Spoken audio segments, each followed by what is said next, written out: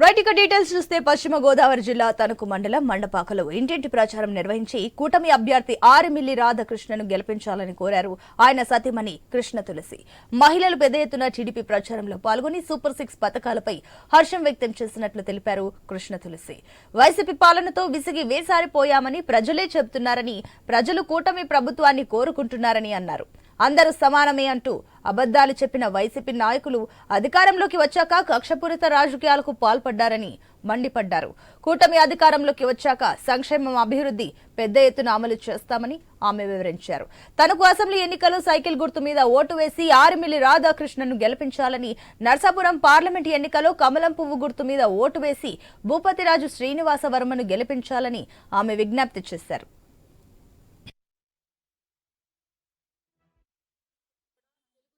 Janasena BJP ఉమ్మడి అభ్యర్థి అయినటువంటి ఆరిమిల్లి రాధాకృష్ణ గారిని గెలిపించవలసిందిగా మేము పెద్ద ఎత్తున ప్రచారం చేస్తున్నాము. మరి మహిళలంతా కూడా మాతో కలిసి వచ్చి మాతో పాటు ప్రచారంలో పాల్గొంటున్నారు. పెద్ద ఎత్తున మరి చంద్రబాబు నాయుడు గారి నాయకత్వంలోనే, పవన్ కళ్యాణ్ గారి నాయకత్వంలోనే రాష్ట్రం బాగుంటుందని ప్రతి ఒక్కరూ కూడా విశ్వసిస్తున్నారు. మరి వారందరూ కూడా తమ మద్దతుని మాకు తెలియపరుస్తూ మరి ఎక్కడికి వెళ్ళినా ఒకటే చెప్తున్నారు, రాబోయేది కూటమి ప్రభుత్వం అని. ప్రతి ఒక్కరి నోటా కూడా ఇదే మాట వినిపిస్తుంది.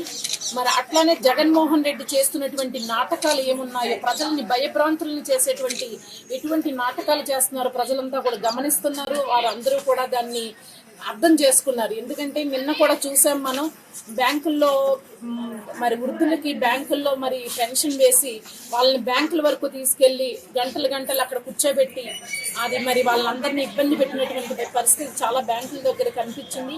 అట్లాగే మళ్ళా బ్యాంకుల దగ్గర మళ్ళా ఏదో వాళ్ళు ముసలి కన్నీరు కాల్స్తున్నట్టుగా మరి బ్యాంకుల దగ్గరకు వచ్చి మళ్ళా వాళ్ళు కరపత్రాలు ఇచ్చుకుంటూ ఇది చంద్రబాబు నాయుడు గారి వల్ల మీకు ఇబ్బంది వచ్చింది అని చెప్పడం చాలా హాస్యాస్పదం.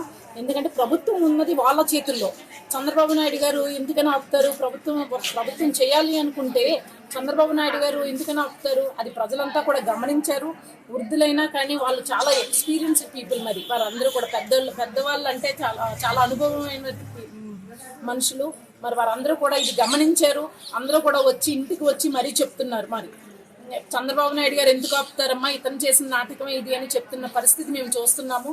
మరి ఇదంతా కూడా ప్రజలు గమనిస్తున్నారు. రాబోయే కాలంలో మే 13న ఏదైతే మనకి సార్వత్రిక ఎన్నికలు జరుగుతున్నాయో, ఈ ఎన్నికలలో వైఎస్ఆర్సీపీకి పెద్ద ఎత్తున బుద్ధి చెప్పే ప్రయత్నంలో ప్రజలంతా కూడా ఉన్నారు. ఆల్రెడీ వాళ్ళందరూ కూడా డిసైడ్ అయిపోయారు. కూటమి ప్రభుత్వం వస్తేనే ఈ రాష్ట్రంలో అభివృద్ధి కానీ సంక్షేమం కానీ చక్కగా జరుగుతుంది అనేది వారందరూ కూడా విశ్వసిస్తున్నారు.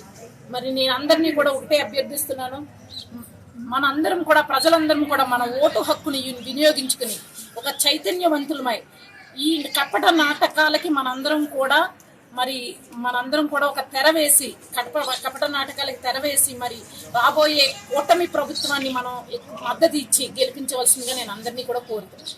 ఇంటికి కూడా తెలుగుదేశం, జనసేన